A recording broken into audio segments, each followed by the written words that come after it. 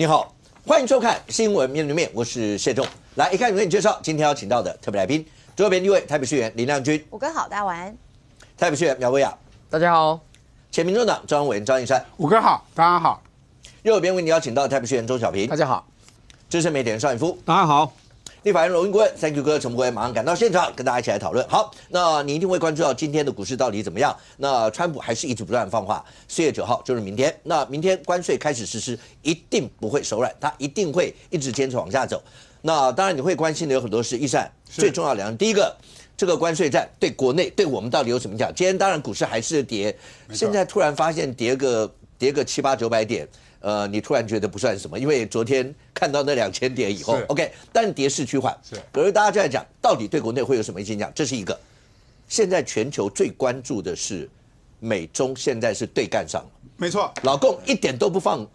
川普是说12点以前你如果不撤，我就再加50，变成104的关税。对，老共直接说奉陪到底。没错，这个一路弄下去，全球都在关注会变怎么样？对，在清明年假前啊。那个川普简单粗暴，而且迅雷不及掩耳，4小时前可能连美国人都不知道啊，他自己就公布了对台湾32%嘛，全球都中枪嘛。那全球都中枪的情况下，台湾的股市他还有时间去打小高尔夫啊？对，就全世界等着排队跟你谈判啦。赖清德清明年假也没得休了，100个小时危机处理，找了很多的工商大佬来做相关的研究讨论之后，提出了5大方案嘛，包含说关税从0开始，而且派出了谈判小组，扩大对美的采购跟投资，而且有880亿协助稳定整个的产业嘛。但是股市还是很清楚的，因为美股在之前，因为我们连假休息，所以美股先跌了，我们一定要补跌，所以昨天全部躺平啊，完全没有办法交易啊，所以成交量很低。今天全部都打开了，大部分都打开，尤其台积电今天大概跌了不到半根的停板啊，所以整个台股今天跌4%左右，跌768点，至少没有所谓的流动性风险啊，至少大家股票都卖得出去啊，也买得到啊，所以我今天也投资了爱国盘啊，投资了一张股票啊，半张股票。但是你比范老师看起来投资，因为范老师昨天讲他危机入在昨天是那这么艰险的时候，那他买了1张，但他买金融股，是你不一样。看起来你投的钱比他多。对，半张股票原因我也没有那么爱股了，因为昨天其实台积电的 ADR 其实已经止跌了，而且台积电昨天的 ADR 在美股的交易里面其实跌不多，跌了1%多。台湾现在都是反映之前的一个跌势，所以现在的台积电现在今天都是算是一个稳定的，大家卖得出去也都买得到的一个盘呐。对于台积电来讲，它毕竟就是台湾最重要的产业，也是全世界最领先技术的晶片产业哦，这个东西都值得长期投资，所以股市还是跌，至少都已经稳定下来了。那稳定下来的时候，我们就要看川普到底这一次的目的是什么嘛？其实目的很简单，第一个，你们收我关税，我也要收你关税啊，所以你们要关税调降嘛。第二个，你要扩大我对美的采购跟投资嘛。这3件事情是它至关重要的。当然，最重要的还是美国嘛，50个国家等着排队，结果敢跟他硬碰硬的就一个国家叫做中国，所以川普昨天发言就是针对中国，我都觉得川普5件意在中国啦。中国的这个34%的报复性关税啊，让川普非常火大，而且直接骂你们不只有这个34%的报复性关税，而且你们还有非货币关税、非法的补贴企业、大规模长期货币操作，就是透过人民币的操作来抵消这个关税的损失嘛。这些东西都是川普没办法忍受的，而且叫你们限时令，今天之前如果没有取消这个4月8号，没有取消这个所谓的相关的这些措施的话，我还是会再加50%，所以就已经不是34了，20加34是54，再加50就是104%，所以啊。前天还有人说徐宇珍还建议说赖清德要报复美国，要报复性关税，还好没报复。如果现在国民党执政，有可能就报复了。报复性关税一下去，我们可能要承受的叫104%的关税，而且不只是说我们跟中国之间的现在的关税的差距，叫做我们34嘛，他们叫104，而且未来谈判是赖清德主张叫从0开始嘛，所以有可能变成0%哦，0%的话就是自由贸易区，其实是一个不错的一个方式，这样子大家都不要来关税去嘛，所以谈判是非常重要的事情。跟中国比起来，我们的关税变成低很多。所以现在我们回想过去，蔡英文为什么不断的要归于返乡，要台湾加一？赖清德要主张台湾加美国，这些目的就是要跟中国的贸易脱钩嘛，要跟中国的制造业脱钩。这些脱钩之后，我们就可以避开了这么严重的关税。即使是像越南哦，我们的很多人说啊，越南也40几%，现在知道了吧？因为中国叫104%，104%跟越南的40几%，你到越南去设厂还是比中国来得好吗？所以整个川普除了刚才讲的那个3个目的之外，其实他是希望剑指中国之后，可以形成所谓的非红供应链，而且是以美国作为最主要生产基地的非红供应链嘛。那除了非红供应链，甚至要把中国排除在外，拉帮结队。为什么50国他要跟你谈判？是拉帮结队之后，我可以形成叫做非红贸易区。我这些自由世界的自行贸易，我们不要跟中国往来。我觉得这才是川普这一次关税战里面最重要的一个目的。而台湾现在还有人在帮所谓的中国讲话，甚至要报复关税。还有像赵少康啊，说什么我们叫中国的陆客来台，我们每年有1000亿可以赚，最好你们继续跟中国绑这么紧，因为跟中国绑紧就是美国要报复的对象哦。所以整个国民党现在哦，真的没有任何的策略。我们除了停止大罢免外，都没有听到任何策略，而所有的表态都只不过他们在抢泛蓝的白蓝的共主嘛。蒋万安也在开县市长会议啊，北北基桃啊，结果桃明明在里面啊，张善政也要开桃竹苗啊，你到底这2个会有什么不一样？结果呢，卢秀燕也开，说我桃竹苗我竹拉进来，苗栗也是我的，台中嘉义云林都我的。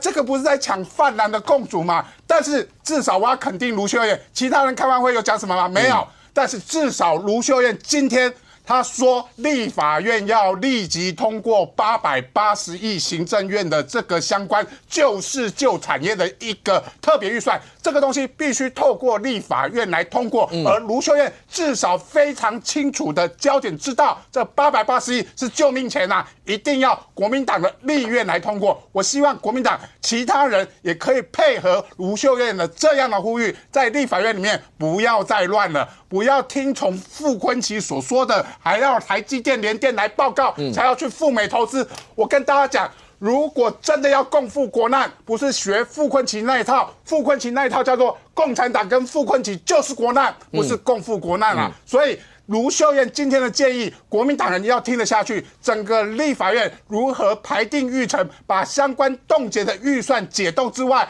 他特别预算要立即迅速的过关，来处理面对这次的关税问题。OK， 小平是政治系出身，这一次的关税战打到现在。刚才讲到，尤其美中之间，好2个问题。第一个，国民党怎么样看待这一块？刚特别讲到说，包括一些国民党的人，然后是不是就讲说，在这个节骨眼，我们要跟中国之间，要跟中国大陆绑得更紧？国民党会采行这样一个模式。虽然朱立伦直接讲说880亿不够，应该要可能要2000亿。OK， 好，那国民党里面会有主张说，要跟中国大陆这个时候要走得比较近吗？用这样的方式来挽救台湾现在产业。第二个。大家更关心是美中如果这样子互杠的结果，到最后有人担心的是，真的会发生美中大战，不是关税战、贸易战，而是真正的武力战，会出现吗？动荡是大国的目的然后受伤是小国的宿命。小国动荡的那个大国就叫美利坚合众国，小国就中华民国跟乌克兰。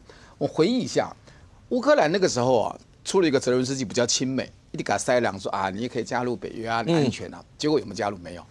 然后结果国家也没有几乎沦亡，有。那永世不得超生。那美国得到什么？美国得到的是就是俄国变成一个二流国家，军事强权的3大强权剩2强嘛，俄国已经结束了，然后牺牲了乌克兰，而让乌克兰最惨。然后让俄国弱化，美国得利太多了，那赚到根本没有办法想象了。好，再回来。就是从拜登开始发动了几个战，贸易战、货币战、科技战以及意识形态的战争。其实现在是变本加厉。那这是美国跟中美2大国的宿命，一定要有一个地方倒下来。尤其这个习近平并没有接受邓小平的告诫叫和平崛起，而是霸权崛起，就是你还没那么大，你先张牙舞爪，然后让人家提前动手，可能不会那么快哈。你在20年以后，你再讲这个话，可能力量大一点。好，那所以呢，那他目的是什么？他会保护台湾会，可是为了要让老共变成二流国家，在军事上、经济上不再在地缘上，不再跟美国是同一个位阶的大国的话，牺牲台湾在所不惜嘛。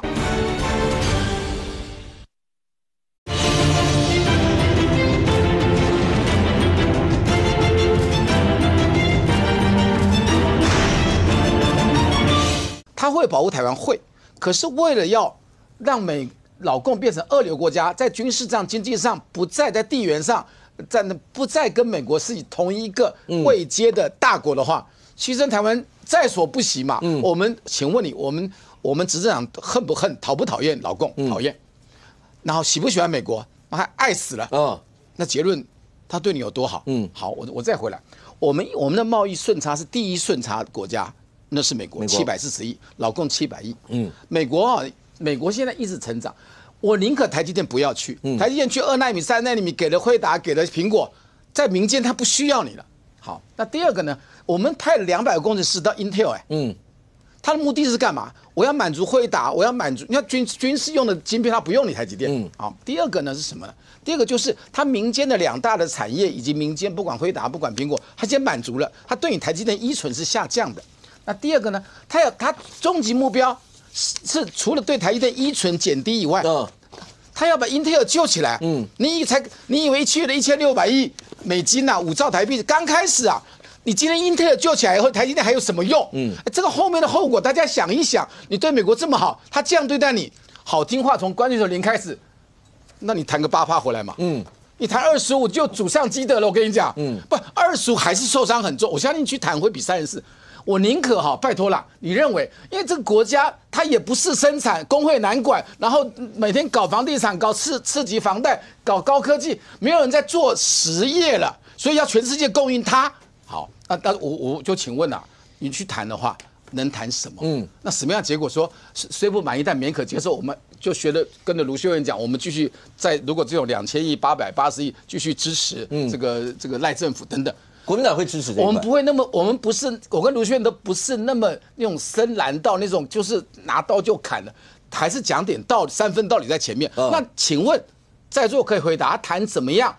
他的总统是有手有为，关税到什么程度？台积电不要去，那1年我赚你700亿，我赚你300亿，我400亿买你的天然气，买你的粮食，不，这都可以谈，总比现在好。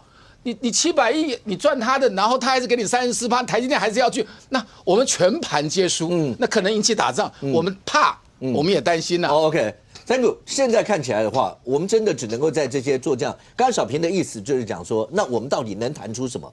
那行政院长也已经讲了，我们都已经开始在进行这些，只是不能把话都讲给你听吧，讲给你听就等于把底牌全部都卸给大家听。可是对国民党来讲的话，小平刚刚讲的，包括你听到国民党里面有很多人提出了很多一些想法，包括跟中国大陆之间的一些关系，你会怎么想？团结台湾，共赴国难。画面上有3个人，2个女孩子拿在侧面，一个用抱的，这个姿势我上次只有在监狱看过，傅昆萁很有经验。共赴国难就是共产党跟傅昆萁，你们2个就是我们的国难。今天这个贸易战问我就问对了，我有经验。过去在谈判的过程里面，我跟大家讲，这一台现在开始录影。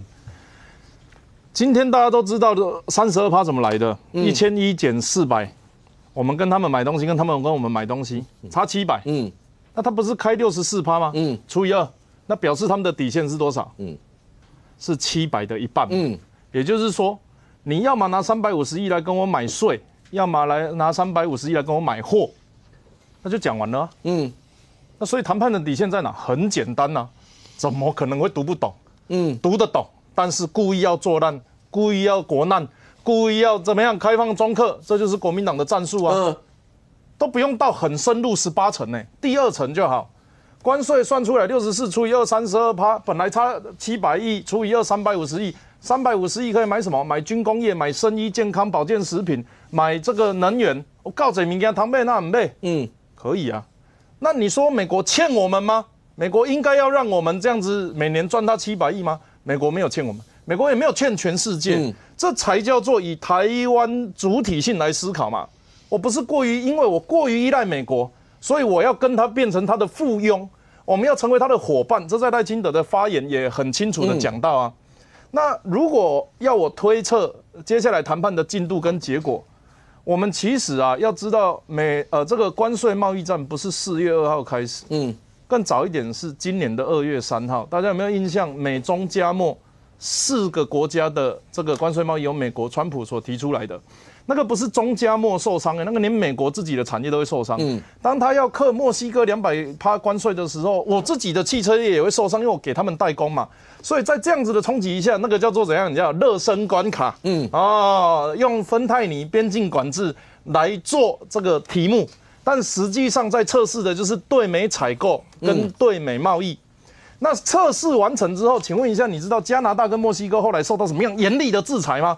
没有制裁。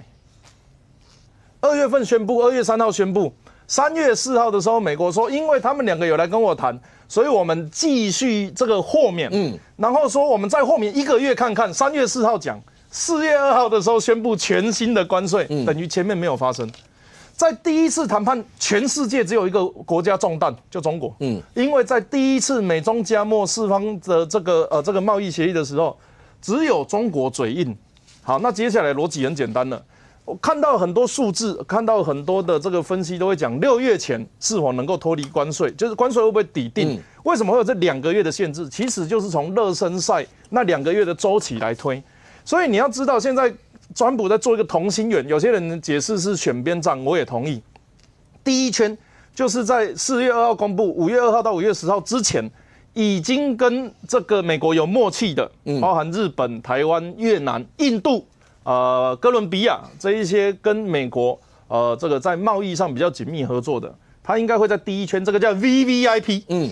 那第二圈是6月10号之前有结论的，我猜欧盟会落在这个区域，这个叫 VIP。到6月10号之后都还是没有结论的，可能只会剩下个位数的国家，但一定会剩下中国。川普其实已经跟国际释放这个讯息，我想参与外交谈判的这一些不管是沙盘推演，或者是要带什么谈资去到现场谈判桌去谈的，都知道这一个逻辑。这个全台湾第一次首播就在这一台新闻面对面。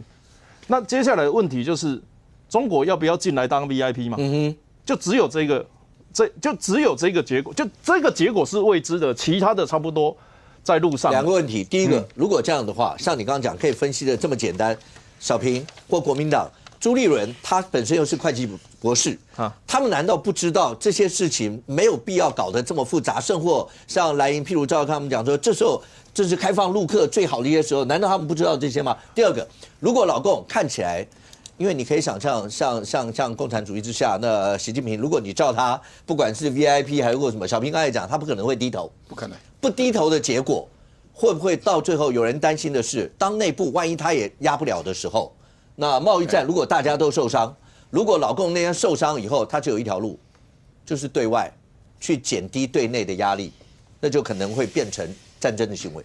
我曾经当立委的时候问过一个不太得体的质询，我问国防部长说，如果有一天我们真的必须要选边站，请问中国好打还是美国好打？这是台湾的主体性。当然那个时候就被做新闻说我是什么蔡逼巴立委，怎么问这种问题啊？不很现实吗？我现在是名嘴，不是立委。来，我问大家，中国好打还是美国好打？这第一个。第二个，都不好打，都不好打，可以这样子回答，当然也可以这样子回答。最好的情况是不打嘛。当然。那发动者一定不会是我们嘛。所以接下来要客观分析是说，美国会打台湾的条件跟中国跟打台湾的条件，我想讨论这个很合理。那今天中国要内压外转，就是大家讲的什么经济的压力啊，然后所以我要包含解决青年失业率、经济崩盘的情况，我要跑去打台湾来转移焦点，这的确是其中一个叙述，但它其实有2个前提啊。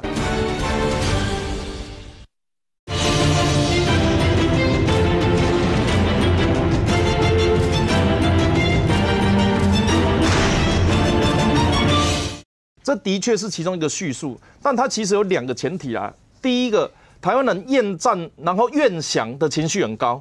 第二个，美国恍神或者是分身乏术，这几个条件同时存在嘛。所以现在的客观条件上，当然台湾的确，我认为国内还有很多可以努力的地方啊。但美国是现在神经最紧绷的时候。我不认为现在是美国神经衰弱，然后分身乏术的时候。那换个方式讲，从中国开始灰色地带侵扰，好像把这个要讲就变成是美国在扶植大家的时候，中国说我是开发中国家，给我最惠国优惠，然后后来变成我到处欺负别人的时候，还是要给我最惠国优惠，开发中国家，他受不了啊！你要这样子，你做好探几，做好港抢啊，不关税又他管呢？这个就是什么？这个就是台面上的贸易战跟台面下的灰色侵扰，这个其实战争已经开始。那你要说打到冷兵器，如果要打冷兵器的话，其实前面这些都不用啦，一开始的时候就打。所以我觉得逻辑上是这样：中国发动战争的条件在台湾的围孤降，我们被围住了，我们很担心啊，然后被孤立了，最后我们投降。那美国这边要分身乏术，就是我放弃台湾了。第一岛链，我虽然冲绳有兵。然后菲律宾有兵，但我台湾放弃了，让他们可以发东方潜水艇，然后太平洋割一半给中国。这件事情在你的叙述合理的话，那它发生的机会可能会比想象的大。然后国民党那些人不知道，你讲说在这个时候，如果要靠中国太近的话，美国包括关税的报复或是其他的事情会做更多。但是你也听到蓝营里面确实也有声音是讲说，这个时候正是跟中国大陆开放最好的时候啊，那大家再加紧一些，那赖政府以前都不做，现在正是这个好时机。好，你看到赖政府的第5大重点是讲什么？是讲说我们要避免洗产地嘛。那这个时候就跟中国挂钩，对台湾整体的贸易是加分或减分，我觉得是很明显的答案。但你如果有疑虑的话，可以讨论。这似乎你对中国的信赖程度如何？但另外一方面事情是，当这个时候，我认为国民党还是正常人偏多。你可以说他是因为利益而结合，因为政治权力或是其他东西。我不认为中国国民党的。大部分是亲中的啦，那也就是说，我们现在对话，我们只能尝试跟这一些台湾人对话啊。你如果一定要亲中领衔或者是什么靠他们，那个我没办法。所以当我们要跟他对话的时候，其实概念是这样子：他们现在在做的事情是提高台湾，抱歉，他们现在在做的事情是让民进党失败之后，他要付出的代价更大。就是。这也是正常在野党要做的事情。我们有各方的评论，那你失败了，你要付出更大的代价。那你说这些会不会掉票？我认为不会的，原因是因为国民党的票桶就是这么大咖，他不会他们会因为你没骂民进党而掉票，不会因为你评论台湾跟中国之间的关系掉票，所以他们做这个是没有扣分的行为，对他们的支持者来讲啊，所以虽然违背常理，虽然不是超过51%的票数，但他们会做这件事，而事实上是这1年来。应该说，从傅昆萁当总召开始，他们就一直在做调票的事情，不是吗？OK， 小平，国民党里面真的有声音，就是而且比较强烈一点声音，觉得在这个节骨眼，应该在美国发动关税战的时候，跟中国大陆靠得很近嘛。赵少康有提一下，就是我觉得跟老共当然不能太近啊，就是因为我补充一下啊，你看哦，赵少康有讲对不对？县市首长敢不敢讲？县首长不敢讲，所以那就是我说的正常的选举的意思。对，谢谢，不好意思。2个大国中间现在是美国对我们比较不利，当然全世界都，可是他对我们拿我们跟世界上一视同仁，那比起来就是不友善，对吧？我这样讲，因为台湾的贡献很大的，台积电也去了等等，我觉得在贸易上是可以做一个天平的左右摇摆，可是要忽略到不可以。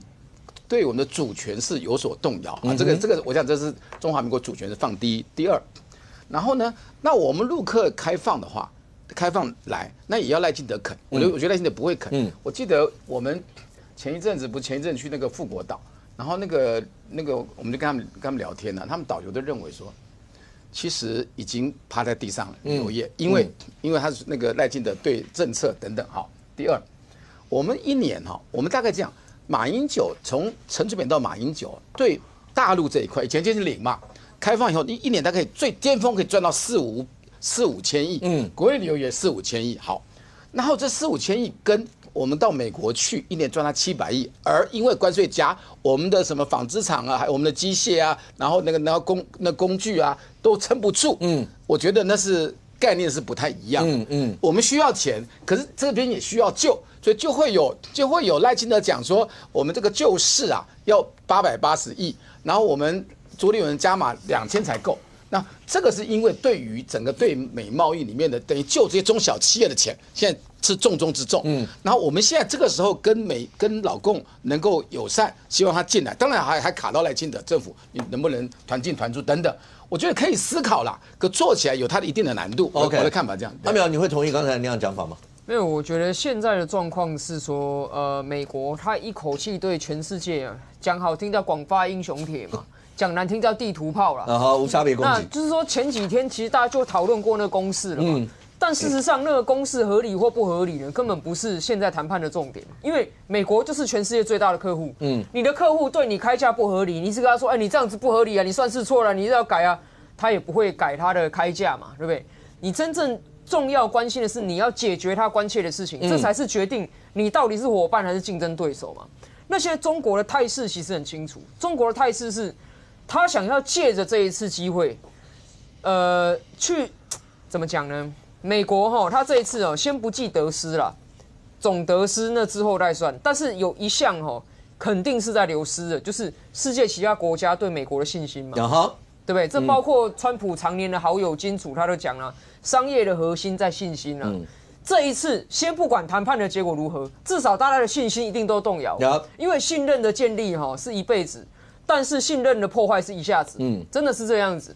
那中国现在在玩的是什么呢？中国现在他在试着再去杠杆一件事情，就是趁着全世界在议论纷纷的时候，中国想要当一个所谓的全世界抗美的领袖。因为本来中国队这边呢只有4个成员，中国、俄罗斯、朝鲜和伊朗。中国队本来只有这4个成员，还有在下面延伸出去的一些势力。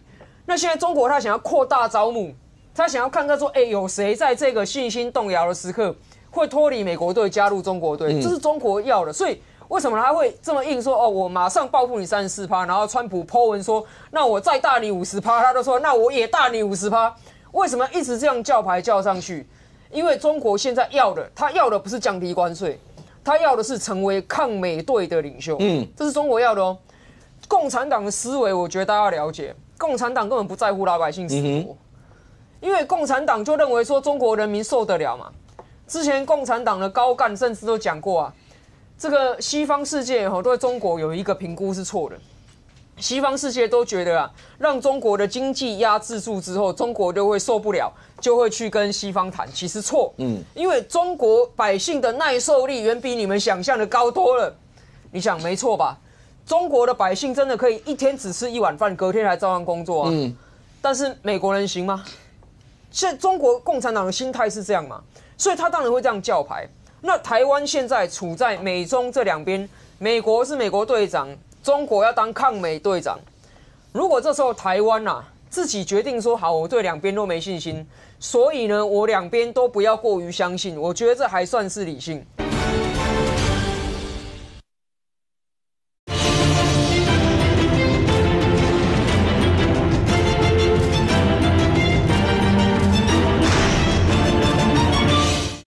如果这时候台湾自己决定说好，我对两边都没信心，所以呢，我两边都不要过于相信，我觉得这还算是理性。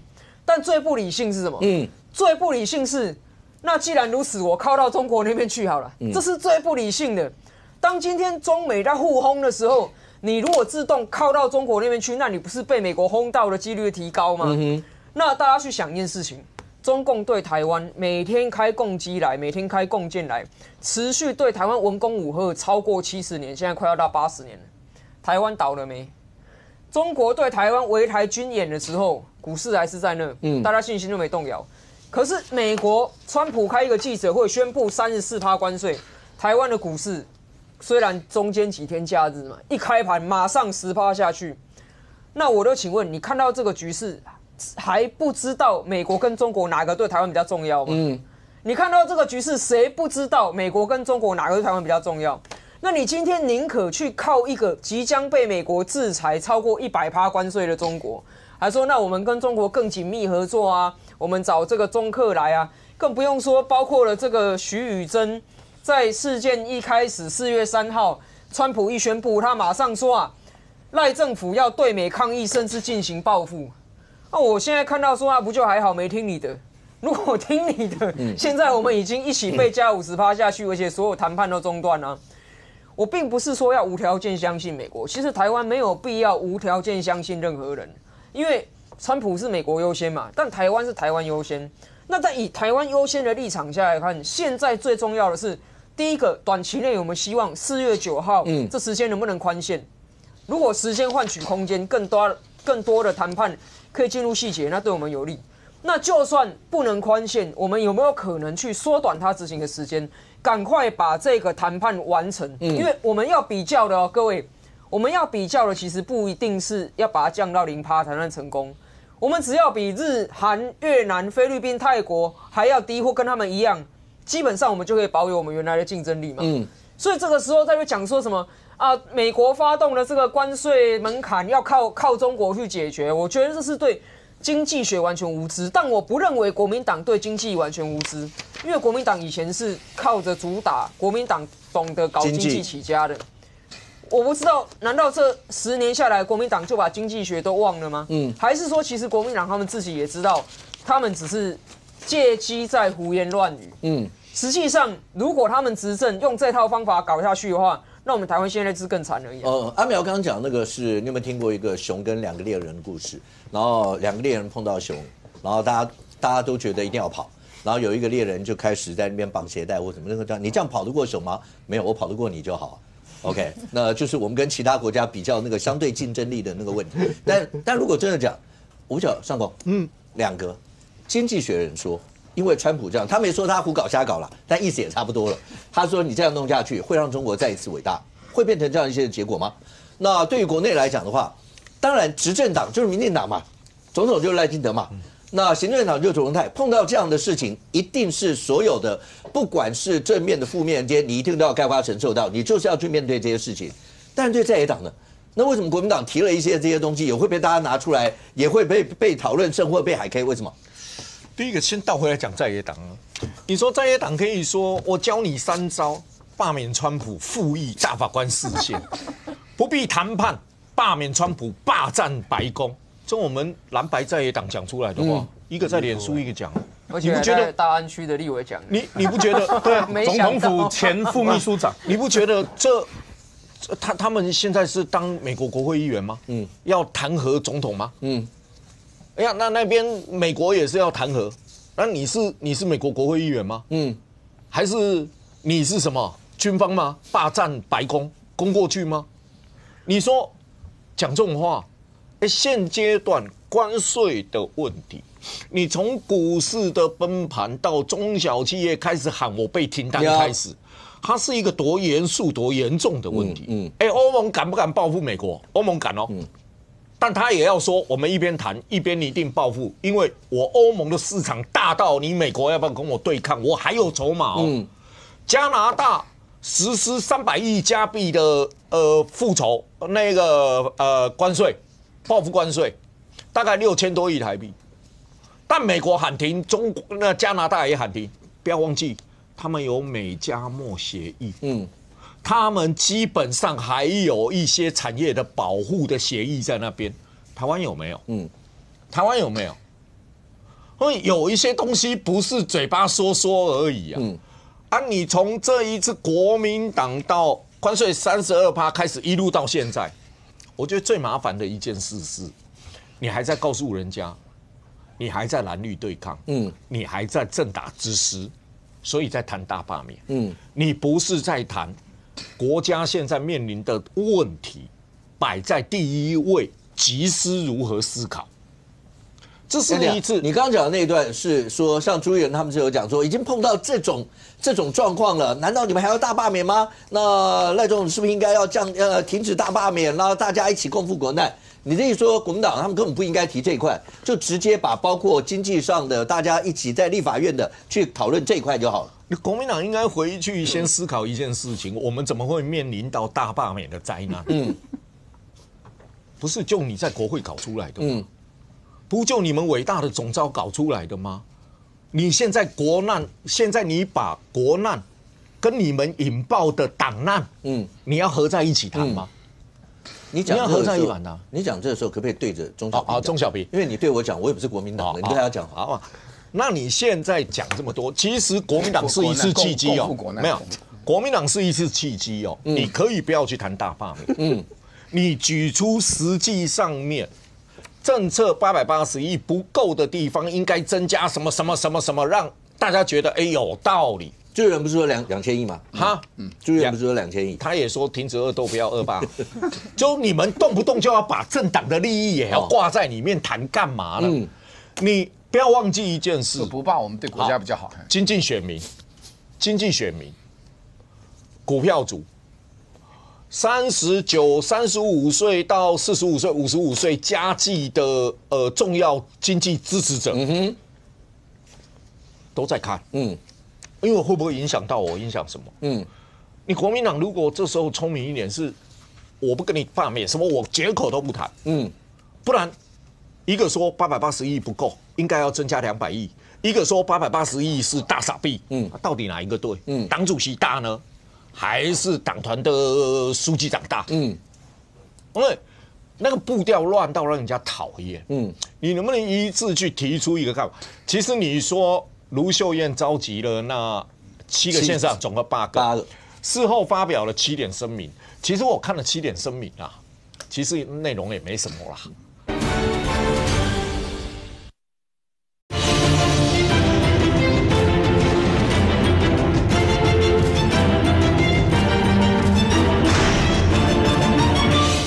其实我看了7点声明啊，其实内容也没什么啦。但是它至少是中规中矩，有没有？就是说啊，政府要呼吁公库，不要说什么啦啊，880亿赶快过啦，然后他们地方扮演地方，听到的讯息帮地方企业跟中央对接啦，等等等等，它至少是一个没有政党，至少是个四平八稳的东西。你也没看到说我要对抗，我要什么？中央跟地方至少还有说一句，中央跟地方要合作嘛。你有没有注意到对接嘛？卢秀燕讲的那个声明，如果我有引用错的话，各位我印象中他面对镜头讲的时候，他讲的第一句话是说大家一起支持赖总统。他有讲这句吧？我的意思是说。这是刚才上公讲那个，就是说，如果在这个节骨眼上没有什么蓝绿白什么政党一些的问题，你也从一个蓝营的胜获，大家在觉得在未来2028是不是有可能跟赖清德会对到的一个县市首长出来的第一句话，意思就是大家不要再分什么，因为总统总不可能会想着一己之私嘛，他总是要把大家的问题解决。那句话出来的时候，我相信对有很多人听了会觉得有点第一句话是这一块。但接下来讲，当然就你刚刚讲一些实质上，所以就是您刚刚讲的，就不提大罢免，但是我实质上提，所以你觉得国民党包括党团、包括党主席都应该是这样？是应该是这样，让人民觉得你现在是以国家发生的重大问题，你们在帮忙处理，你们也在思考如何处理，是以这个为第一顺位。结果你把它降下来，变成罢免政党支持蓝绿对抗的顺位要在前面。这个你不解决，我们怎么团结？这个你不解决，我们怎么样？你不停止，我们怎么样？想说你一边罢我，一边就叫我来帮你的忙，然后怎么样？一个是国家问题，一个是人民权利行使的问题。然后你要被罢免或者是干什么，摆在第一顺位谈，当出发点去谈国家的问题，这合宜吗？小平要不要先回应一下？意思说你们小鼻子小眼儿，应该这样讲。卢秀燕当然最可能的2028的总统候选人，他讲这个话，就是第一个是高度嘛，第二个你现在在恨赖清德，他还是总统，只能他能处理这一条吧。只是我们他的意思说，你们不要把罢免挂在口中。对，那时候第二个讲到第二个人就是朱立伦嘛。那因为这个时候，我认为他讲的没有错啊。这个时候国家不要再分力量，要 teamwork 团结吧。那算你厉害，你执政的嘛，你就选上了2024，你做了1年，好。那这个时候也只有透过政府去谈判，曾丽君也去了。那卢秀燕的意思说，就是这时候应该国家利益超越党派利益。然后可是朱立伦是主席，他每一个被罢掉，他痛彻心扉啊！那痛彻心扉是因为我要连任的问题吗？每个人的职务每个人职务，我觉得每个人职务都不一样啊，所以我觉得角度也不一样。对，我就觉得你国民党做法要聪明一点，聪明一点嘛，你不要陷入一个我在讲股市崩了，那谁要去救股市？不是你在野党啊，是执政党要去负责救股市啊。是啊，32%因应提出有没有效的计划去因应这32%是谁的事？是执政党的事啊。谈判谈得好，谈砸了是执政党的事啊。结果执政党应该面临了所有的责任跟承担可能最大的风险的时候，你跑出来讲一些话，然后让人民更讨厌，然后又不以国家为主，结果等着看，那880亿有没有用？社会要怎么批评啊？怎么样？不是光看到国民党在讲那些废话，而且那些话我也不知道怎么来的，你说这一对比，结果原本在看。你国民党只要安安静静趴在地上都不讲话，你就有可能得分呢。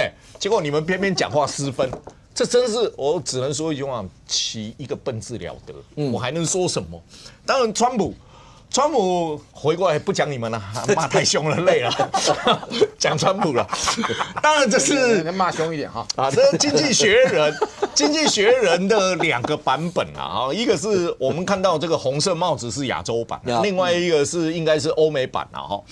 当然欧美版的是川普拿了一个锯子把美国地图就美国锯开嘛，那另外一个当然。川普选举爱戴的那个帽子嘛，就让美国再次强大。结果他把那个 American 改成 China，就是说，让中国再次强大。那这一边的文章概述就是说，第一个，川普呢是把外交搞砸了，就是你一次的关税，你跟所有人关系都搞砸了。这第一个。第二个，甚至于说你的关税是跟你对你的同盟等等都是一样的粗暴，一样的来，你把同盟都得罪光了，你好歹分朋友跟不是朋友这一块，你全部都把它搞砸了嘛，它正是可以脱离你美国所形塑的一个秩序，我自己出来，我可能去形塑一个中国领导的新秩序出来，我要跟你脱离，因为你得罪了所有人，那我就脱离。然后你再看他在里面又特别写到说川普就是一个怎么说粗暴啦、保护主义啦等等一些因素啦，然后美国的两极化，让川普已经失去当了全球领导人的这样角色的能力。OK， 所以他的对世界的意思是对世界的控制力，他会越来越薄弱。越来越薄弱，你就会兴起了另外一个对抗的国家起来。它里面甚至于文章都有写到你说你自己要发展晶片了，那你对台湾未来你发展晶片以后，台湾的保护力你要给多少？这你给习近平一个大礼物。等等的一些因素串了以后，他就说你这不是在帮中国吗？你得罪了全部人，中国现阶段他可以借这个机会起来去创造新秩序，你等于是川普帮了中国再次强大。不过现在看起来，任局，那你有注意到，包括国民党是从朱立伦主席到国民党有很多人都在说，你不能一手跟我示好，希望我。你要我去跟你谈，然后行政院长邀党团也都去了，虽然大家那个位置看起来不顺眼，那是一回事，可是他们好歹也去了。要去了以后，然后包括像昨天博弈在节目现场就讲说，包括你们的国际部或你们的一些相关的一些组织部的单位，还在那个地方继续进行罢免的所有一些，他们就说这个时候不是大家应该共赴国难的一些时候，尤其是当你注意到，当他们直接讲说赖清德。你要不要停止大罢免？意思就是，这都是你搞出来的一些大罢免，你要不要现在开始停？他会直接直指这样。我就想说，大罢免这件事情，难道是赖清德发动的吗？这一开始全部都是公民团体，而且因在哪里？起因是来自于蓝白自己在立法院搞出来的事情嘛。今天不是说大家突然没来由的就要去罢免国民党的立委，而且这个因也不是说现在它发生，是从去年你们一上任一直到现在所累积起来的这些因。那你现在要把这个现在导出来罢免的这个果，然后去连结到现在这个政府必须来面对这个美国的大关税，然后你把这两件事情连结在一起，我觉得这其实没什么逻辑，也没什么道理。因为那你现在讲说那。现在当然政府现在持续跟美方谈判，那在立法院里面，那接下来我想也有很多国内产业我们自己要做出相关的因应政策，那也需要朝野大家同心来支持，甚至通过预算或法案等等的。那这确实是需要大家的这个智慧来去处理。那你现在要讲说，那不好啊，那你现在先停止大罢免，但我觉得这个没有意义。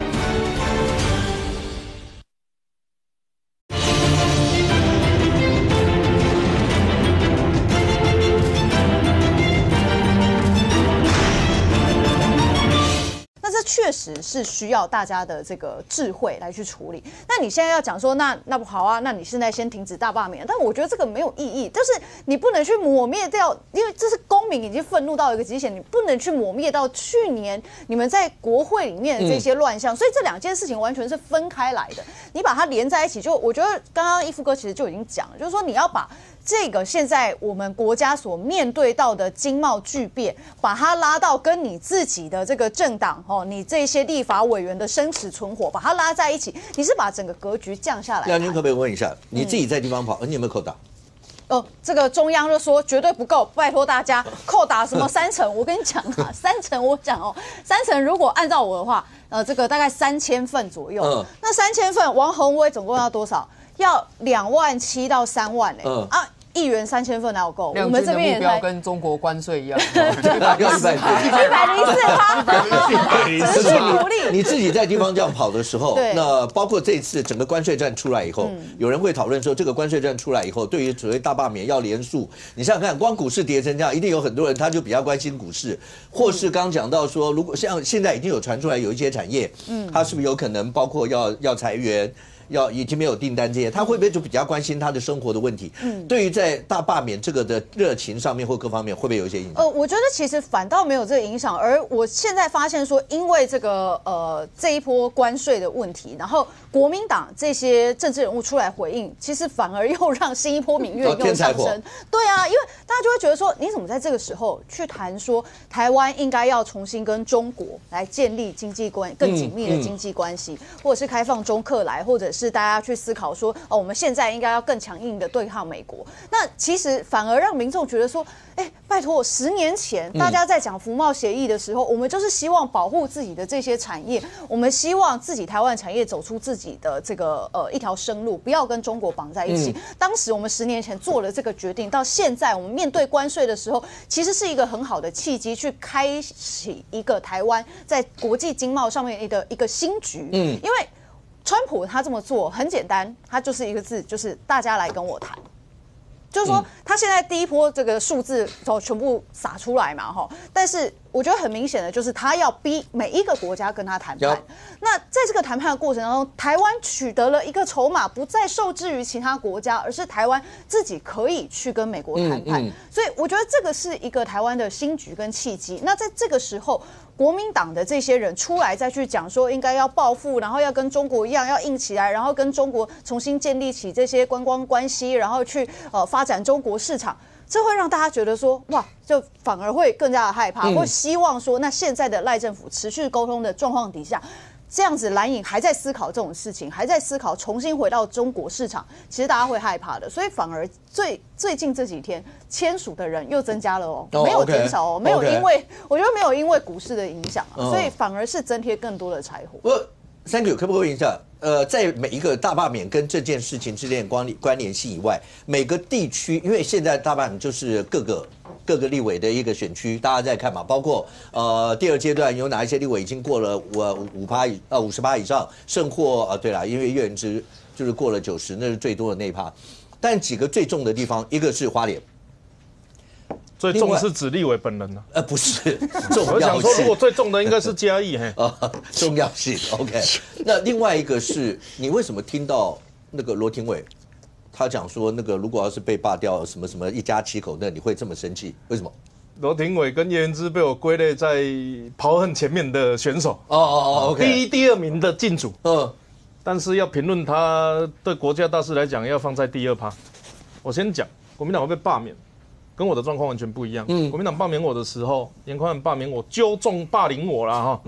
那个时候是叫做因为我开放美猪。请问国民党今天有拒绝跟美国贸易吗？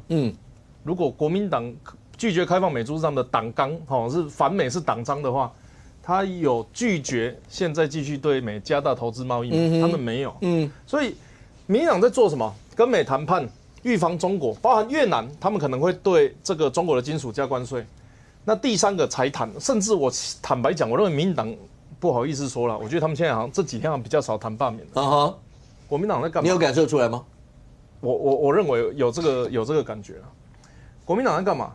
先说中国游客开放，这个叫开放中国；第二个，停止罢免；第三个，他也不是说要跟美国谈判呢，是反美。所以你就会觉得说不是啊，现在出题的美国出题嘛，坦白讲就是这样子。我当然知道外交谈判过程复杂、细腻，而且模糊地带。但我们要解释给老百姓听得懂，所以我讲的比较骨干、比较直接。那如果有一些那个逻辑大家通不起来的话，那有机会啊，我们再做更多的解释。但是国民党没有回答问题。你仔细看，国民党对美的部分是没有回答问题的。同样的，在这一年立法院里面，谁逃避跟民众对话？是国民党跟民众党。最喜欢找人辩论的是谁？黄国昌，至今 today right now，跟谁辩论呢？跟谁？他唯一吃过他最多口水的，就是他电视机前面那个直播的 camera，都在吃他的口水。我不客气的讲啊，官员出国啊，开始呸！啊，你到底跟谁辩论了嘛？所以你仔细看一件事，傅昆萁出门，现在4个水务越带越多人，然后还有什么油耗撑伞，林佩祥拿包包，蓝白是拒绝跟中间选民沟通。这件事情会反映在大罢免的中间选民比例上。我现在就可以讲，蓝绿最后如果被罢免人啊，一定是比例悬殊，但是数量未知，就是蓝的一定。你说进第3阶，对，对，到最后投票，不管你要说是3比0、6比0、8比1、8比2，因为你知道它比例一定悬殊，只是数字我们现在还不知道，因为它会有冷有热。那为什么会造成这个情况？是因为国民就跟关税对美态度一样，国民党始终逃避他们在立法院所产生的问题嘛。昨天出来开记者会，我想不到黄国昌跟傅昆萁他们讲什么，你知道吗？他说，因为我们去年删的那些预算，那就可以作为支应这个特别预算的基础。我想说，哇，你到底在讲什么？预算法没有国库没有国库未支出的概念，就我删下来。然后我的国库会有一个门打开，然后里面会有300亿、800亿。哦，抱歉啊，还好我有3进墨来对美谈判，没有那个画面。你在演什么阿里巴巴啊？没有那个画面。可是黄国昌居然跟傅昆萁手牵手一起耍猴戏。那你今天出来辩论呢？我跟你讲，黄国昌100%不会跟你出来辩论的，因为他根本就理亏嘛。那这2个是带头的啊，其他的就猴子猴孙嘛。猴子猴孙就是我不知道。今天在审国防预算，所以但叶元之可以投票，可以开直播。我不知道今天删了什么东西。黄健豪自己删了卫福部还是这个劳动部的育儿津贴，但他可以自己跑去北屯区公所申请育儿津贴。就这些人都不知道是干了什么事情，就跟着冷尊昂啊在那边北龙棍，然后到地方的时候就是我很在乎啦，都民进党乱讲啊。他们唯一这一年的立法，我跟你讲，我1年10个月我学很多东西哦。这一年过完了，你问叶元之跟罗廷可在里面学到什么？我觉得他们讲不出来。预算法、质询、争取建设没有，他们都是用那种传统的地方那一套，就是有啦，我还个六啦，都民进党在懂啦，就一定都是用这种俄语战这种80年前我阿公都看过的招式啊，那这样子对台湾政治哪有什么进步？所以我们要的是求真、专业跟对这个选民负责。我想。苗博雅是我理想的政治人物，当然我自己也在追求这个目标。可是国民党这几年扮演的就是说谎双标跟赖清德。那个赖清德是动词，就有事情就赖清德，大行的赖清德，觉得川普是赖清德谁啊呢？大行赖清德啊！你们的政策在哪里？对我来讲，你要证明你比民进党好，我来投给你啊！但他们现在唯一能做的事情就是民进党比我烂，可是我看起来你就烂成你了，他要怎么比你烂？这一次对美谈判里面，你知道这个人叫林祖嘉，这以前还当过国发会主委，哇，中华民国还在，我真的是大叹为观止。国发会主委啊，他做了2个叙述，自我矛盾，超级厉害。他先讲一句话说：“我从零关税开始谈，如果台湾从零关税开始谈，然后扩大对美的投资，这样子不谨慎。”所以他的这句话叙述是台湾扣分嘛？他的第2句话是。台湾如果照这样子做啊，台湾对美国的顺差只会更大，而不是缩小。那这个会怎么样？特朗普，现在我们都叫川普，所希望的是完全反效果，所以是美国扣分哦。就赖清德做了一件事，台湾扣分，美国也扣分啊，是谁加分？习近平加分啊，见鬼是不是啊？那你的方案在哪里？你建议怎么做嘛？跟赵少康一起开放游客吗？所以这个我认为在这2件事情的回应上，包含罢免、包含关税，我没有办法帮国民党解释。我讲罗廷伟，你看你的顺位就是这么后面。罗廷伟讲1家7口，先不管他的什么储蓄险几百上千万，我不知道数字啊，但几十张有啦。然后他有4间房子收租，然后再加上他的立场反复，哦，他是怎么来反服贸牛肉面半价，来今嘛跟民进党跟时代力量台中议会议长来今嘛跟国民党选议员嘛。那你这样子跳来跳去的情况之下，我请问一下，你的政治表现是什么？问号嘛，不知道。那你今天他当初来罢免我的时候，他是第一个开罢免陈柏惟记者会的国民党党员哦。当初要罢免我的时候，那个什么新党王炳忠唱歌的中华民国颂的那个，其实坦白讲版面不大，他罢免我说不定声势还好一点。第一个国民党员出来叫罗廷伟，郑伯奇我不确定他有没有党员，反正就是2个外选区的跑进来我们这里选区说要罢免我。那你当初有问过我妈吗？你有担心我1家几口吗？我还有小狗小猫要养，所以他们就是在这个过程里面双标嘛。那接下来罗廷伟他又是一个除了政治表现以外，他们有很多人格疑问的人。你看叶元之跟罗廷伟他们的共同点是这样，除了绿大于蓝选区这个是基本条件之外，我那里也蓝大于绿啊，但是他们还有其他的是个性上的瑕疵，跟我的罢免案一样，他们就会攻击我个性上的问题。或是攻击我过去，所以你看叶元之有助理的问题，有什么有警察的问题，欺负基层的问题，滥用公权力的挑战嘛。那罗廷伟牛肉面违建这个问题，他其实还没有解决他选立委的时候，他的对手是有说他的牛肉面是占道违建的，结果他只说我们的牛肉面很好吃我靠牛肉面养大，都不是没有人问你这个问题。1家7口啊，但是你有4栋房子收租，所以这一些是会感染中间选民，而且很快速扩散的，这也是难怪他们2个1、2名的原因啊。那不用想徐巧芯，徐巧芯的这个严重程度比他们2个严重，他们2个是绿大于蓝选区，徐巧芯是把让费鸿泰坦白讲就是休息啊，然后再抢上去的结果，家人涉诈，老公涉赌啊，自己涉嫌什么买房子都跟，他们有没有这3件事情？他们有解释？他没有解释。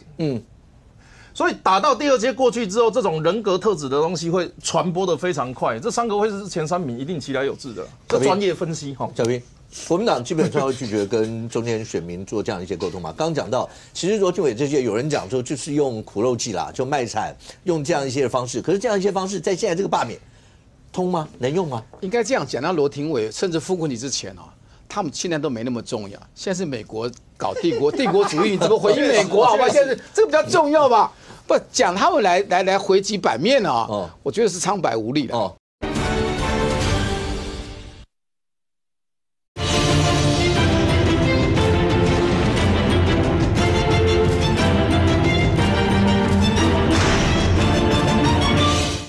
我觉得是苍白无力的。我的看法。今天他们当然我们被罢，有些人不满意度很低，被罢那我觉得就一定有一股力量，有人去签了干嘛？这是一件事。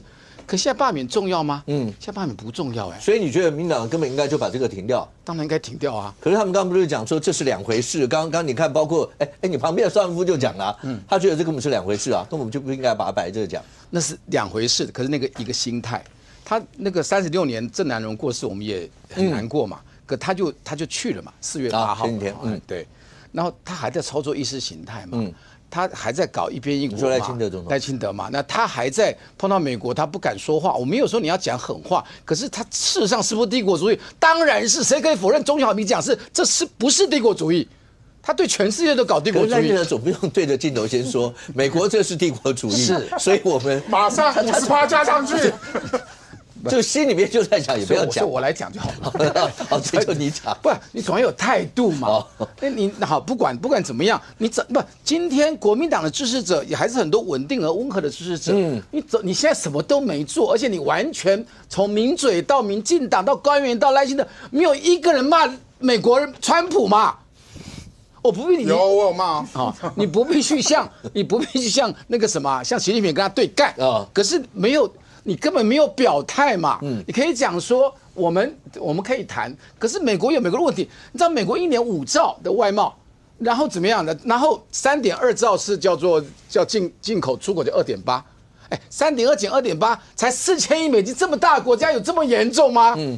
不是4兆美金，是4000亿美金呢，那没有多少哎，可以需要搞成像商业部讲的搞连欧盟都翻脸，不必吧？小平，你刚刚讲的这一段跟霸团，尤其你一定有听到曹庆成董事长讲的嘛？他讲的意思是说关税的问题，那还有时间，而且一定可以解决。当然罢免，那就这一次，而且呢近在眼前，而且说什么如果要是真的不在这时候解决的话，台湾意思就是有覆鼎之灾，类似像这些。曹新成急嘛，因为现在已经签了41天嘛，大概从3月，就第二阶段已经对3月1号开始才领表开始签嘛。那要签到我们退一万步，签到50天好不好？10天来整理，缩短10天，因为当然碰到瓶颈嘛，因为他知道这个40天到50天这是关键的10天，他一定不能没有版面，他一定要曹经理要呼吁大家继续签，因为你知道这个时机很难说，因为到了投票7月底8月初的时候，关税谈成怎么样，世界怎么走，我们没有办法预测。可这10天如果软掉的话，很多区签不成。这曹金，我在节目点出曹新成的忧虑达到10%那个联署的第一句话，那第二句话，这个中间选民在看呢。日子不好过是谁？有2种人最不好过，一种人叫做中小企业的老板，一个叫做双薪的那个年轻的小夫妻，中产阶级，冷眼旁观看美国这样弄你。那今天老共，我是主张反共，我讲的话我有代表性啊，我不是亲共的。今天我也常常批评，我也是反共，批评对岸武力啊、飞弹了什么。可是当老共的时候，对你这样的时候，因为你心里恨他嘛，你心里爱美国嘛，这是我讲民进党的支持者跟赖清德心理投射。老共，你今天报复赖清德，最多被加关税，你惹老共惹到人家可能会打你啊，打都不怕了，你现在怕关税，你知道我讲这个大小的比例，因为还是回到一个心魔，你没有办法平衡，你没有办法平衡中美2大国的心魔，你就是妹妹仇中，这是最大的关键，这最大的关键，包含我就在这边赞扬一下，我怀念2个人一个叫做胡锦涛，一个叫做拜登。拜登在的时候顺风顺水，拜登还在了。拜登当总统的时候，当总统的时候，川普上来谁都失控，失控我们还不能对他怎样 ？OK， 所以我讲罢免一定有影响，只是他们现在曹定成要加码，一定我要先2阶过，3阶再看世界局势，我们再来操作。来，医生要不要回应一下小平？听小平刚才讲那么一大堆骂美国川普都骂完了，帝国主义都骂出来了，唯一一句结论就是停止大罢免。停止大罢免，你去问所有的公民团体，赖清德叫得动，我随便你，哪一个人曹新成也叫不动，哪一个人说要停的？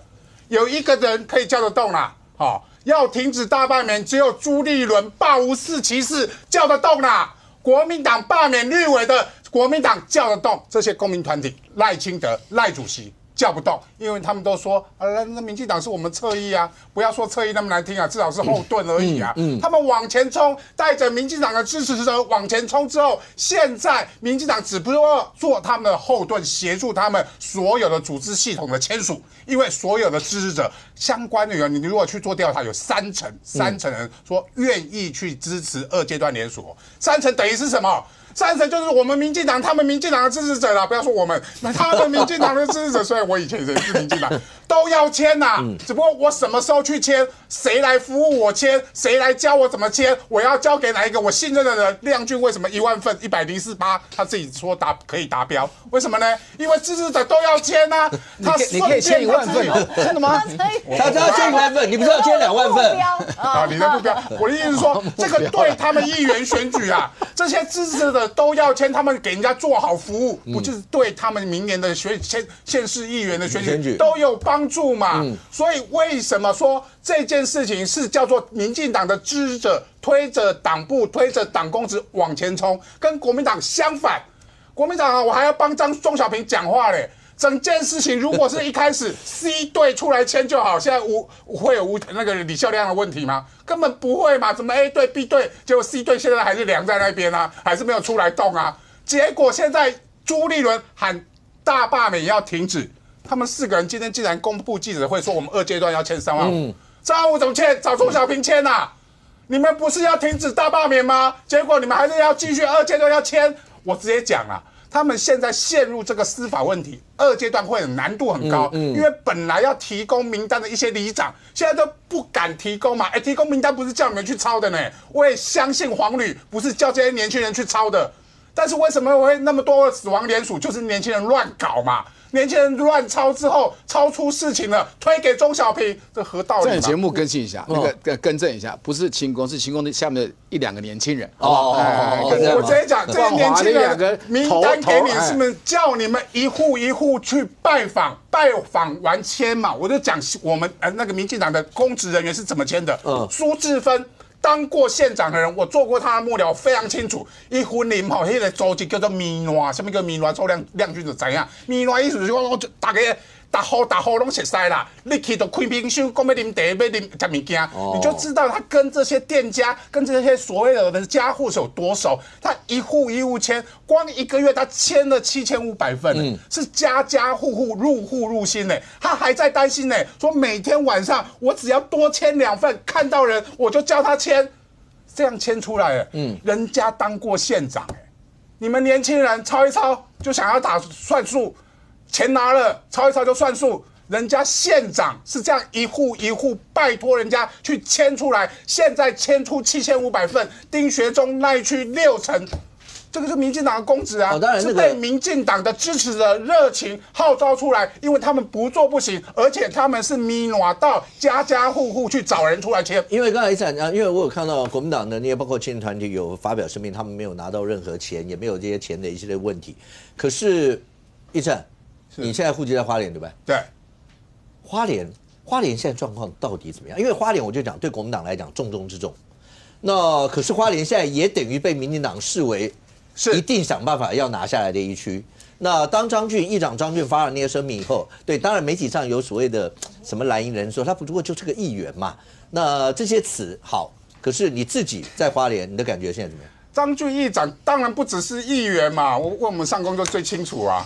议员他议长选举的时候是有国民党直接支持张俊议长，不是只有无党籍的人，当然包括3个民进党的议员支持他嘛。但是民进党毕竟在花莲，因为沙漠地区3席议员而已。现在那一天我去花莲啊，回家回新住民回家就去车站去做志工，张志豪，民进党的党部的组织部主任张志豪在现场做志工。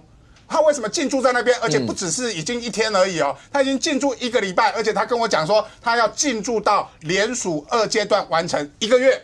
这党部命令下去啊。而张志豪，你以为只是中央党部的组织部主任吗？他除了当过议员，他还当过萧美琴的助理。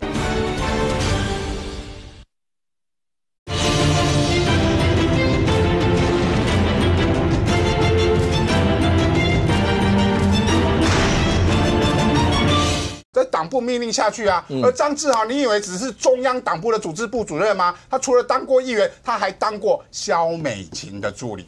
也就是说，因为他这个身份，他可以把萧美琴过去经营的组织系统，把它全部抠出来，来做联署的工作嘛。再加上张俊议长，我说他有10个以上议员的实力嘛，一个议员500就好啦。所以他们现在在清明连假前大概1万份。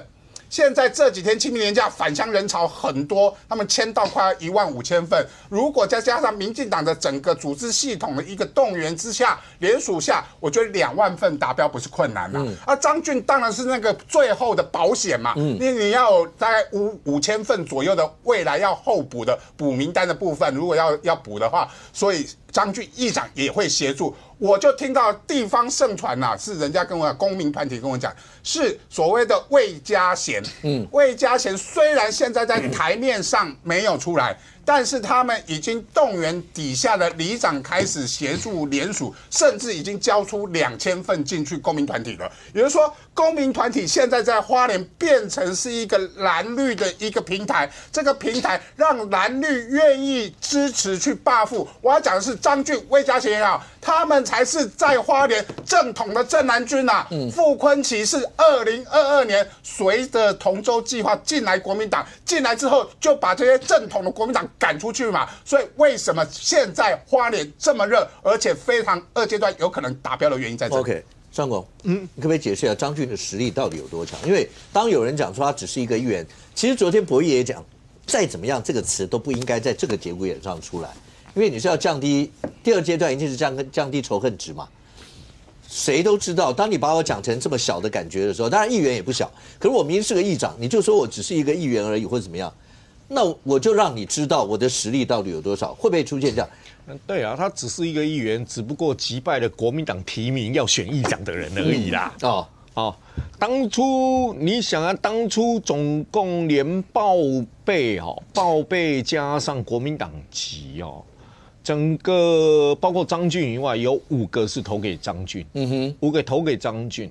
张俊在当选完了后，第一时间宣布退党，后面有2个议员跟着宣布退党，那这2个议员，一个是新城的，一个是花莲的。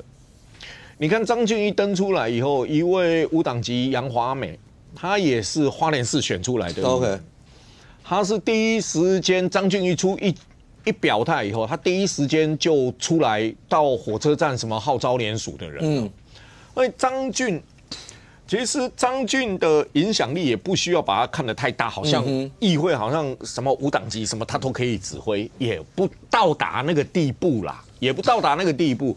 支持张俊选议长的人，也未必支持罢免傅昆萁啦，这是2回事但张俊，他就是一个可以影响无党籍一些议员。无党籍的议员，包括国民党里面挺他的几个议员，他是可以影响，他是可以影响。那尤其是我都已经宣布退党，不是国民党的，他更可以影响这一些人啊。当然，影响的过程还有最关键的一件事，不方便出面，但不反对罢免的人，其实，在议会。其实就在常谈这一些事情，包括民进党也跟无党籍一起在谈OK， 包括张俊也在里面谈所以你看张俊是议员，他出来登了，其实他后面里面大概都跟议员，他可以关系比较好的，大概都有联络过，OK， 都有联络过了。那魏家是很简单一件事，就像我之前说的，他不会站到台面上来，但是他放手台面下的人去弄。放手台面下的人去弄因为我们讲一句最白一点话，想选县长的人呢，他可以完全不要国民党的票嘛，大概很难吧，大概很难吧。但是他底下的人有在动，你包括张俊，还有认识几个挺他的几个比较小一点的，比如说光复的乡代表会主席，他也是只讲。跟着议长走 ，OK， 是公开表态，我们追随议长，等等，所以张俊的影响力，我说到各地你都不要忽略议长，不要忽略议长，有时候议长的影响力，他绝对大于一个议员，所以张俊还有魏家。加上民进党这3股力量，其实某种程度上现在是各自为政。现在是各自为政。比如说民进党议员跟张俊有聊啦，那这个大概都聊过。然后这一部分大家在动，你魏家是另外一个体系，还没有跟他们合起来在一起动。他们动他们的，所以你说反复的3条脉络。确实现在一直在动，而且，大家的想法不把傅昆萁罢掉，任何一个党未来要选立委县长，几乎不太可能。好，那现在看起来的话，就我觉得那个亮君大概也在想，为什么上了一个节目以后，他的扣打变成1万 ？OK， 那但是我知道小平的扣打是2万。哎，小平，你们那现在面临的状况，因为前几天不是又有讲说你有没有要被送考纪会，然后还有人说甚会有媒体用会不会被开除党籍啊，很多这一类。可是我们在前面也讲，大战在即，那某种程度。你那时候赵少康有说你要扛2万份嘛，对不对？他拜托的啦。哦，他拜托的 ，OK。所以我说再怎么样，你总是在地方的实力，就国民党缺不了你这一块吧？可是我们直属长官还是黄旅跟朱立伦啊。哦，当然我是战斗蓝的成员嘛，他来嘛，他热心来了，对了。那他也没跟我讲，就直接叫我领2万嘛，对不对？是的。那你对你们现在好，现在是35-12嘛，对不对？媒体上有报道，国民党现在陆战，包括组织什么，全部都要出来，因为担心所谓的三杀。三杀的意思是反恶霸、以霸制霸跟所谓的公投。那3个如果万一都落空，对国民党来讲的话，那个伤就是重中之重。那你现在怎么评估那个35-12？在台北市一直都这样，蓝营把台北市双吴这个地方视为眼中钉，一定要拔之而后快。你们真的有把握吗？在这个地方，我觉得5个地方是有意思的，2个是原住民，我们有7-3的优势嘛。然后吴佩仪是39%当选，吴佩仪是其实严格讲是比我们团结的话是比叶元之更容易罢掉的。因为叶元之是接近50%当选嘛。对，这样，然后再来呢，叶元之现在情势有危急，我们要救他。那跟叶元之领土接壤是不是张宏陆？那仇恨值可以过季嘛？所以张宏陆是不是？那林国忠他们要用力啊，等等哈。好，那再拉回来这个概念就是，我觉得这5个地方是最重要的，3个区域两个原住民。那这个罢免我觉得检察官也要公正了。我讲我就照这个比例，既然定出来，以前查询单几乎没有，对不对？好，台南去调查局约谈证人，约了200个人。然后台北市也开始约了，好，但我想你连了2600分出去，可能也约200个。那请把蓝霸绿霸蓝都这样子的比例，你就各约2000人。蓝霸绿霸蓝，不，我觉得要标准一致，司法标准一致。你是大律师，很清楚，我这样讲很公正嘛。然后。那现在你们有2000多个往生者，人家是只有几个，要比例一致，不能因为第一阶段今天我们这个因为那个联署的死亡多，不，我觉得应该这样比例嘛，对不对？就是那你减多少，不能说只查蓝不查绿，对吧？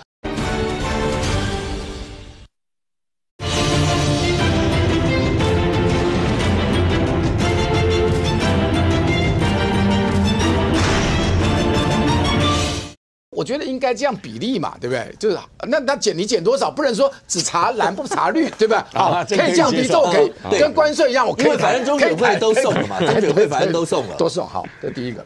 第二个，有一个好消息，有一个坏消息。好消息就是说，这一次呢，民进党签当然比我们厉害啦，可是也没有厉害，也没有说厉害到随便签就签了2阶也不容易，对不对？你同意吧？不然怎么会扣打给你们议员呢？党籍议员好。所以这一次是打字就可以，加盖章，盖章只要他同意嘛，然后盖章就盖了嘛，好，那以前是每个字都要本人签，对，这所以容易多。可坏消息是什么？坏消息是这次乱签会坐牢，这个是很麻烦的事情，真的，这次查得很严。这次我说不管任何原因，我不必在节目讲，就应该这样子。是这一次，好，跟他讲，我在节目一定以前都不谈了。每一次都不一样，以前不谈，我就谈现今的2阶嘛。我们集中焦点在你节目谈这个。没有，小平哥应该觉得好险，要不然上一次那个签林长佐的时候，他那边错假率很高，好险他那一次没有查。也80几，已经很厉害，行了，也行了啦。好，所以重点就是呢，我就这次的联署会难度会加强，会加强哈。所以我们那就看黄旅主委跟朱立伦主席今天北投士林的义工黄旅。集合了，有聊什么聊摆摊的，然后我们里长也接到讯息了，那看他们继续做，反正我们就照他的命令行事嘛。你觉得12期最起码过到3阶的，你评估会有几期？3阶，其他区我不敢评估了。评估我们中正万华，如果你觉得你这区一定会过，最有可能联署成啊。我觉得我这个讲话比较保守，联署成跟最后到3阶投票、4阶补选，每天都不一样。这个罢免像月亮，初一十五不一样。那你觉得在所有12席民进党的立委里头，你觉得你们这一区，你评估是最有可能过？全台湾绿蓝罢绿最有机会，当然是吴沛忆啊，当然是吴沛忆了。我补充一下哈，在节目郑任中就是我们的青年团总团长，是当然中常委，对，他有提案嘛，对，那我也跟他讲了嘛，我也跟他说抱歉啊，造成青工的困扰，他也有回应。他礼拜3的话，我就拜托他去撤案，就他们中常会提个考绩啦 ，OK， 他也说 OK 啦，这是第一个。第二个呢，然后你在节目也要讲一下，不，我们今天我这个人是实际的人，既然殃及无辜就要讲清楚是青工里面的1、2个年轻人那个负责人呐，其实应该这样讲，这样才精准。可是我的本意我讲了很多次，我本意是保护黄旅，因为李正皓一直说名单是黄旅给那个李孝亮的，真的不是这样子。所以我才他没有说，他只是问那几个问题叫他回答。问那我们听起来好像是黄旅要负全责啊什么，反正因为现在我觉得朱立伦也下令了啦，就大家看要怎么配合，怎么团结，把它牵成啊。其他区我不敢评论，你就万华了，万华中正。来，亮君。刚刚你有没有觉得小平现在对黄旅多好？对，怎么突然不？感觉这个有党纪之前就很好，我就开始讲话。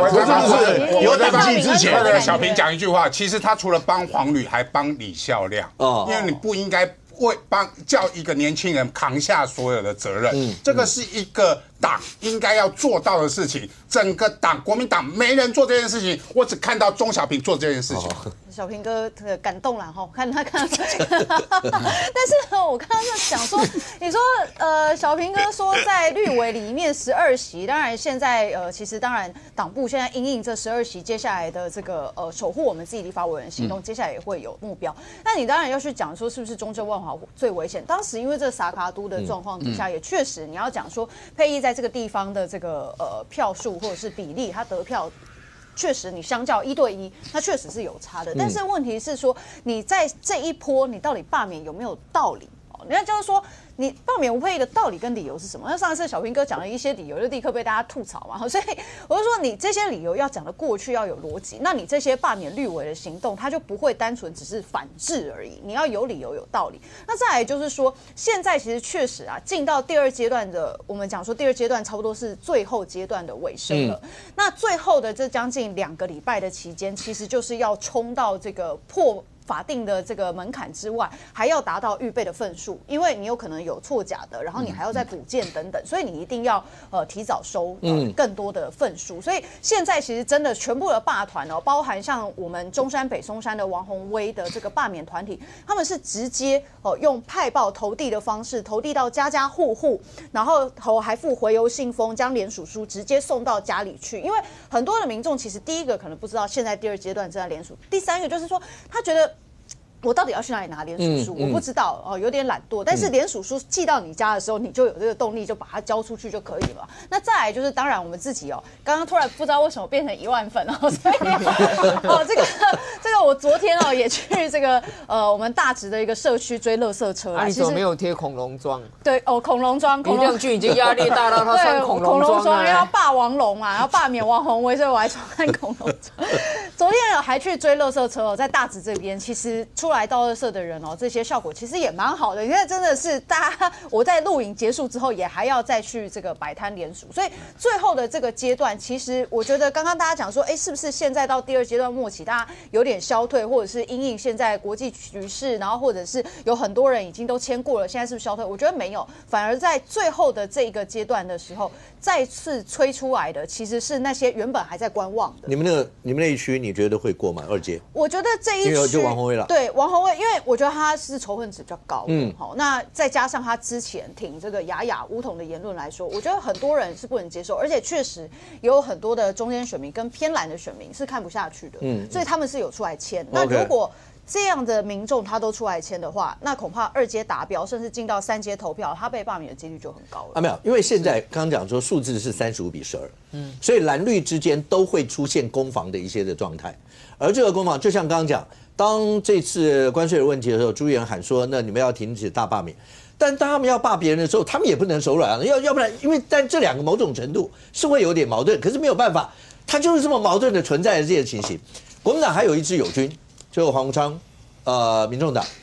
民众党在这一段的过程当中，你会发现，不管在立法院的质询，他们也知道罢免的一个主轴是预算的问题，所以你会看到最近出现很多都在讨论预算，就民众党的委员也一直不断的部会首长在针对预算这一部分，你会怎么样评估？包括蓝白之间的合盟，然后再针对这个整个罢免，或是35-12，你自己判断未来会是怎么样？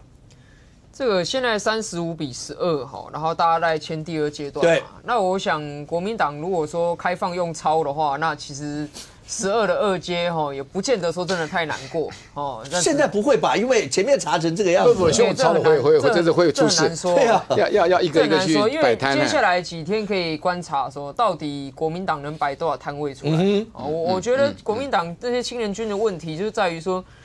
1阶你明明好好去摆摊，1-2千份的一定签得到。当然，那怎么会懒成这样，都不摆摊，然后就是想要凭空变出联署数，然后说怎么不能抄啊？我看我们党以前都又抄了也没事，怎么现在我就出事啊？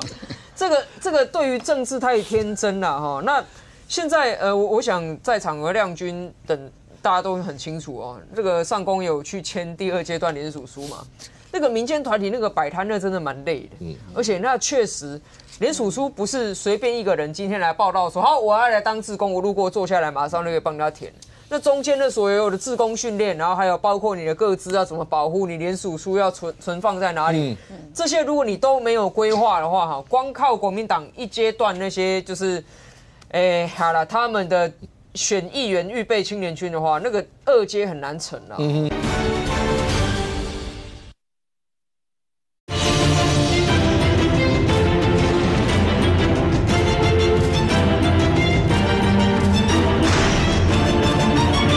光靠国民党1阶段那些就是，好了，他们的选议员预备青年军的话，那个2阶很难成了。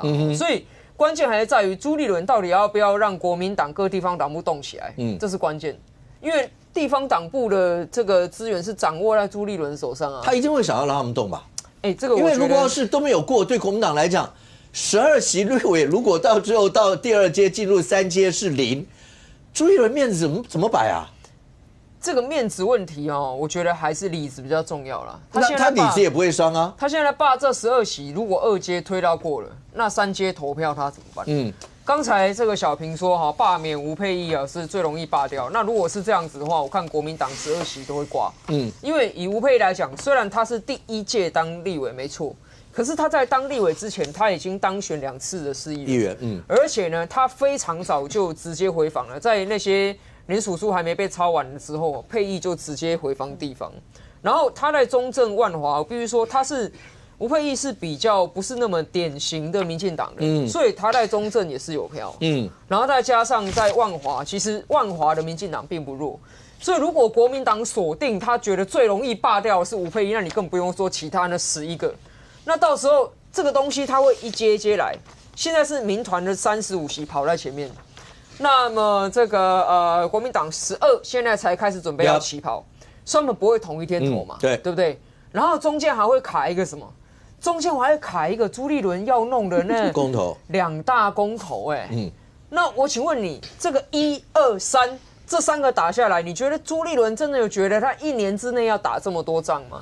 他如果叫地方党部动起来，12席全部弄过的时候，他最后还要把这12席罢掉，这个是他要打的仗，所以也难怪为什么他们抓到任何一个机会就要喊停止罢免，因为停止罢免才是朱立伦解套的方式。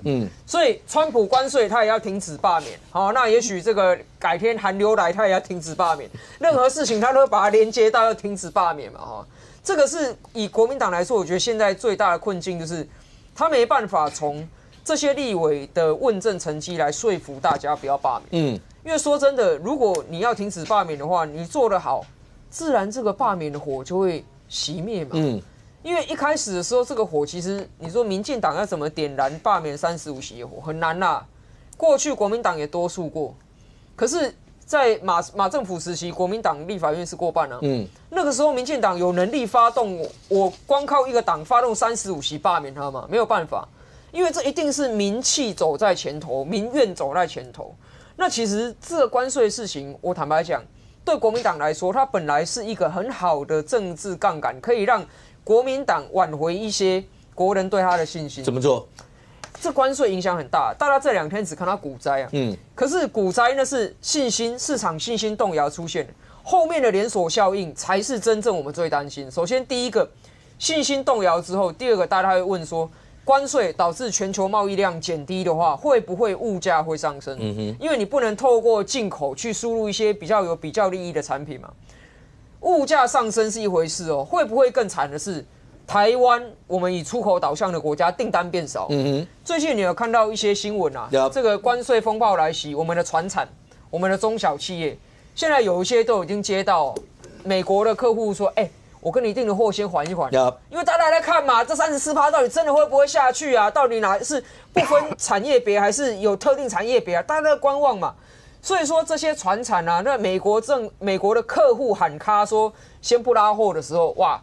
那这个问题就出现了，第一个库存压力，第二个库存压力之后会不会减少产线？减少产线之后会不会导致无薪假或裁员？这个是连锁效应如果物价上升，再加上订单减少，这个双风暴最后变失业问题的时候，这个是人民会担心的啊，经济学的 ABC 啊。那以国民党来讲，他现在其实中规中矩，他提出了像我觉得卢秀燕其实他是比蒋万安聪明的。蒋万安他现在，我猜他有点想要比照柯文哲。柯文哲在疫情的时候另立指挥中心。蒋万安我觉得他有点想要尝试另立关税因应中心。但是这个逃不了好，因为我个人啊，现在还在痴的等啊。他说他准备好了，在脸书上他说他准备好了，我跟他要资料啊，希望他今天下班前给我，但我目前录影的时候还没看到资料在哪，不知道到底准备好了没。卢秀燕比较聪明嘛。卢秀燕的起手式就是希望不分党派一起来支持赖总统、卓院长。所以怪不得卢秀燕没有被提罢免。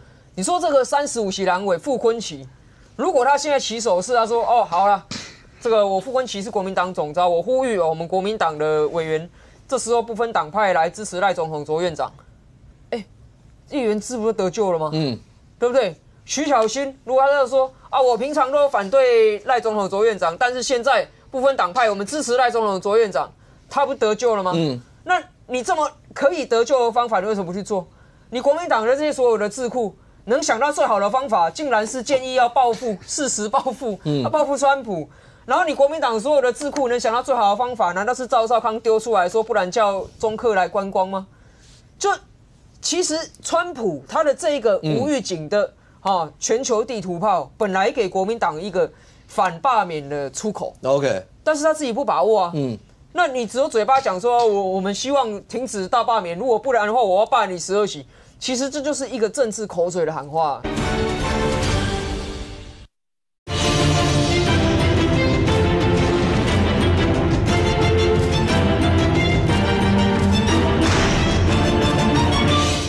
这所有的智库能想到最好的方法，竟然是建议要报复，事实报复，报复川普。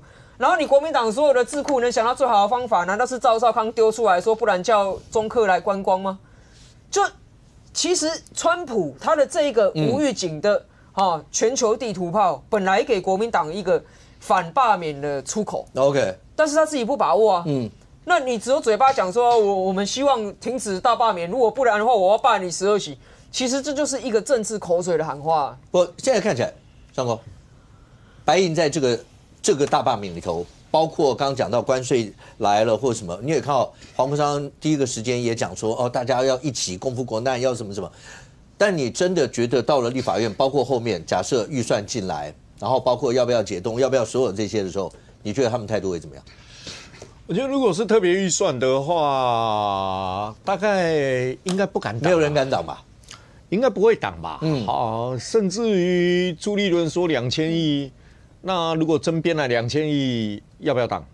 好，我觉得讨论会讨论啦，稍微调整会稍微调整。就是说，你毕竟还是有些科目编的是不是合理的问题嘛？稍微讨论。你说会挡掉，我觉得不至于敢挡。这时候挡掉叫自寻死路。你前面已经。什么笨事都做出来，在你最关键的时候，你还要继续笨下去吗？经济选民，股票，股票族，以及为未来经济状况担心家计的人，这些人里面不要忘记，我们说有一块选民叫经济啦，好，什么？难道你真的一竿子全部都不要了吗？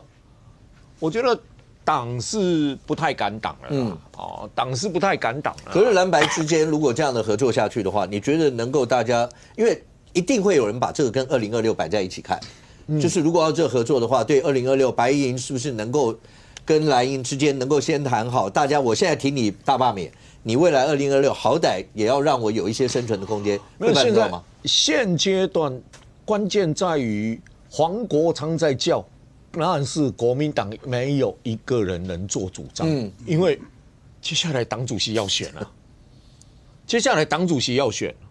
而党主席要选最关键的一件事，当然是大罢免，大罢免没有错，当你35-12，未来2阶多少比多少不知道，谁被罢掉多少都不知道，党主席是一个绝大的问号，你说现阶段，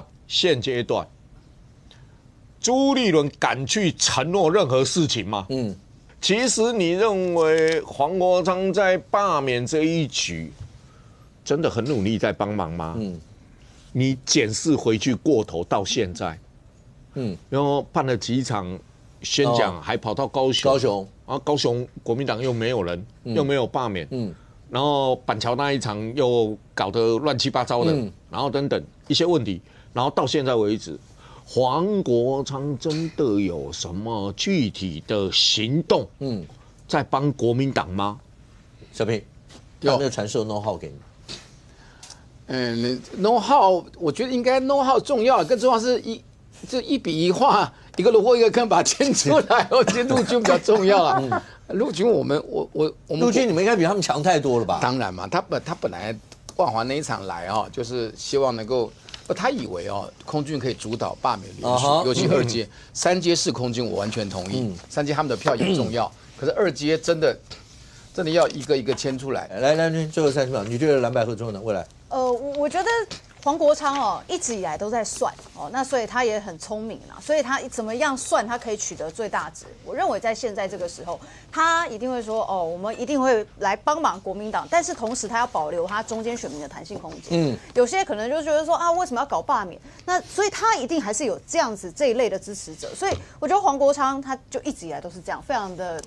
我们讲说，会卖弄一些小聪明，比较投机，所以他如果还是试图去 keep 住这一些支持者的话，他就这边做一下，我有办一个宣讲，那边弄一下，我有跟国民党站在一起，就这样而已剩下的我觉得他就是卡关，说他跨背修台。来，一闪，你跟民众党的人，你那时候在柯文哲那边也帮助过，你对他们算有一定的了解。30秒，你觉得？黄国昌，你看他大罢免也没什么角色嘛，那他没有人会被罢，关税只记得说我要开直播，因为他的支持群众是在网络上，所以他一定得开直播哪有人在谈关税条件的时候，你开直播给大家知道的？他昨天晚上的直播在教他的支持者，川普关税是怎么算出来的？对，所以他是完全一个不接地气的人。OK。关税战到底会持续多久？那包括我们政府已经讲，他们准备好代表。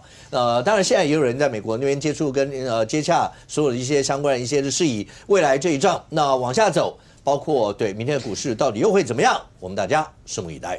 非常谢谢现场所有来宾，也非常谢谢观众朋友收看《新闻面对面》，我们明天见，拜拜。